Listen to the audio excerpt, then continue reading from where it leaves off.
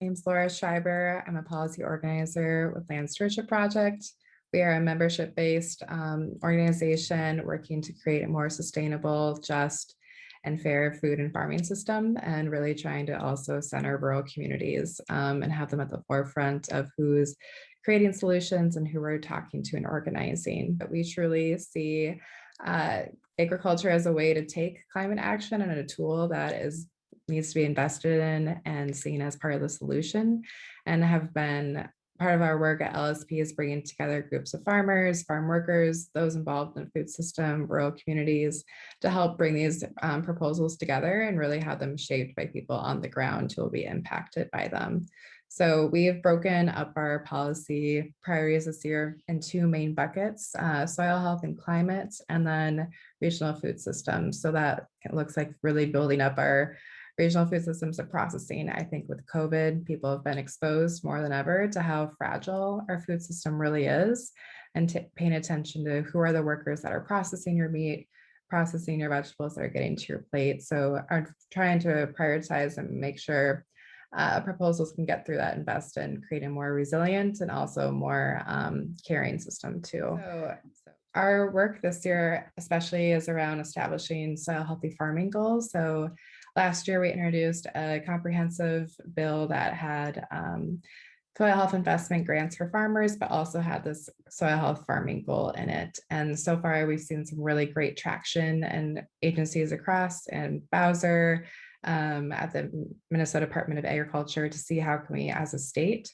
provide the resources and technical assistance to get to 100% of soil healthy farming by 2040. And we have our goal stated as 23 million acres, which is roughly the amount of farmland that we have in Minnesota by 2040, using these practices that will build up our soils, clean our water, preserve our air, and really try to protect our pollinator habitat as well.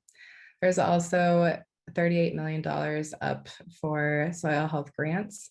So looking at whether that might be equipment purchases for farmers to implement practices such as no-till, so not tilling up the ground, but planting directly into it, cover cropping, introducing livestock onto the landscape and managing them in a rotation style. So spreading out the manure and inputs that are good for the soil and not keeping it concentrated in one area. We also are excited to see in the governor's proposal, and something that we'll be supporting, is 10 million for the Conservation Reserve Enhancement Program. So really trying to steward native grasslands, clean up our watersheds by helping farmers, landowners, and are also trying to see if we can help renters to implement these kinds of practices. Fourthly, for soil and water conservation districts, these are the folks who are on the ground helping farmers, landowners implement these types of practices like cover cropping, no-till, trying conservation tillage. They're the people on the ground who can answer those questions and really provide the technical assistance. So historically, their funding has been not always secured. And so we want to see with this surplus this year and working with taxes to see 22 million for their general operating dollars. So we can continue to see that important work funded at a steady and level way going forward. Continuing on the soil health and climate front, we are working with a group of farmers and processors and small business owners to develop a continuous living cover supply chain. So thinking of crops that are perennials. Some of you might be familiar with Kernza. It's one of the most famous perennials right now that are coming out of the University of Minnesota, but this is a crop that can stay in the ground for 3 years and has really, really incredible root systems. So it helps hold soil where it is, helps rainfall stay where you want it to land and not create really disastrous flooding and soil erosion. So trying to build up a supply chain that we can have more of these crops be on the landscape, but also have it be profitable for these businesses who are trying to be the processors and makers of those crops at the end of the supply chain. So we've seen great investment by University of Minnesota and their Forever Green program, but now want to see that money be going to build up the actual businesses out in the landscape as well.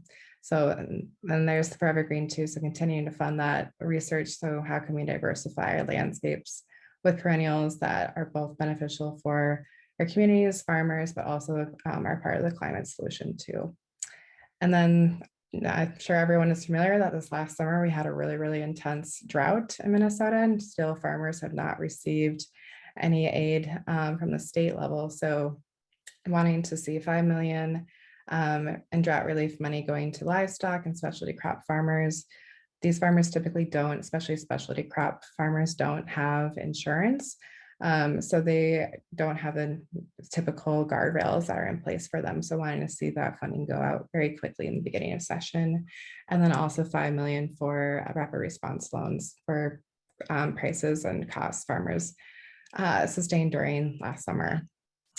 So then switching over to our regional food systems work, we especially focused on meat processing this year, just especially with COVID, seeing how fragile that system is and really clearly identified and working with our members who are processors, livestock producers themselves.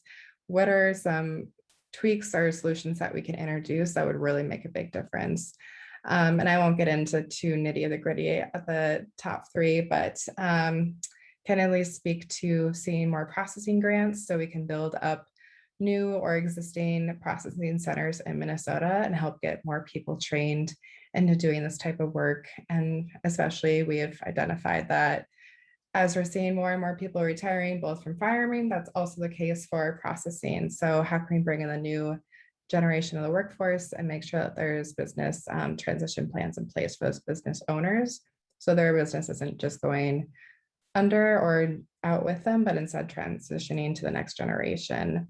And last session, we saw really great investment in Central Lakes College to start up a butchery program. So wanting to see that continue to grow and provide more funding there. So 2.5 million for Central Lakes College and then Ridgewater College as well. And then some areas that we're really, really excited to be supporting and we're present within the Department of Agriculture's budget is 1 million for food and agriculture system planning grants to local governments, planning organizations and tribes to look at how much money, how many farmers would we need to have community kitchens, co-packing plants, trying to look at the county as a truly its own unique food system and what assets are missing right now or what do we need to have here to be functioning, whole, and healthy for the future. So really excited to see that type of planning and attention being brought to the table. And then also calling out for BIPOC producers and businesses. So 2 million is going toward important translation work, but also grants that are for organizations that provide technical assistance, such as HAFA for Hmong American Farmers Association or the Latino Economic Development, working with our Latino farmers. And so we'll be having ways for people to get involved and take action with us as we move through session. So thanks so much for having me on. Really appreciate it. Kate O'Connell asks Laura, as farmer and food processors retire, what kinds of efforts can be made to bring BIPOC people to step in? But for at least one example at our work at LSP that I can point to for our land access work, we've been working with farmers who are looking to retire or sell their land and trying to identify emerging or BIPOC farmers who could utilize that land and trying to be the go-between of like setting up that relationship. It's a very complicated process. So a lot of that work though too, I think, is being in relationship with organizations like HAFA, LADC, Big River Farms, like trying to see where there are areas that we can build connections or introductions to bring in more BIPOC farmers and producers into the space. But I think at a systems state level wide effort for at least right now, we're focusing on meat processing and how that transition work could look like, but want to see more business planning, training programs be set in place. But as like for work at LSP, a lot of that work, especially right now, is focused around land access, if that helps answer your question a little bit there. And then Teresa Oppenheim also has a question for Laura. A top climate solution is transitioning to a plant-based diet. And how does LSP work for fruit and vegetable producers who work very hard for not much income?